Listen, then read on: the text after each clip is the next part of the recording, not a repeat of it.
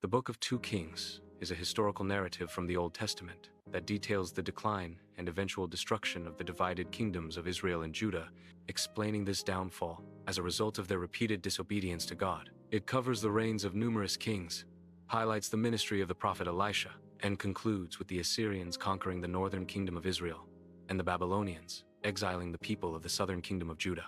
The book's main purpose was to explain the reasons for their exile to the Jewish people in Babylon, emphasizing that their unfaithfulness led to judgment while still preserving a message of God's patience and covenant with them. Key aspects of 2 Kings: historical and theological account.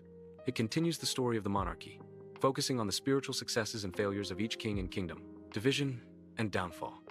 After the kingdom splits, 2 Kings follows the northern kingdom of Israel and the southern kingdom of Judah simultaneously, recording the persistent idolatry in both. Role of prophets.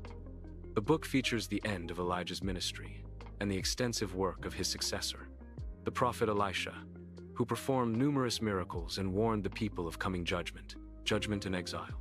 The persistent rebellion and idolatry of the kings and people ultimately lead to God, allowing the northern kingdom of Israel to be destroyed by the Assyrians, 722 BC, and the southern kingdom of Judah to be conquered by the Babylonians, 586 BC. Theological purpose.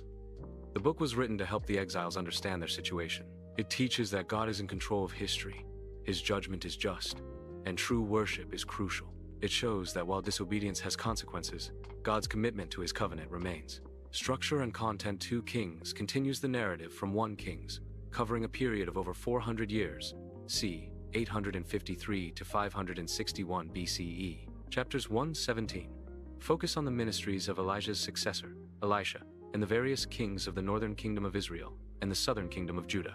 It culminates in the fall of the northern kingdom of Israel to Assyria around 722 BCE. Chapters 18-25 chronicles the history of the remaining southern kingdom of Judah, highlighting the righteous reforms of kings Hezekiah and Josiah, but ultimately detailing the persistent sins that lead to the destruction of Jerusalem and exile to Babylon in 586 BCE.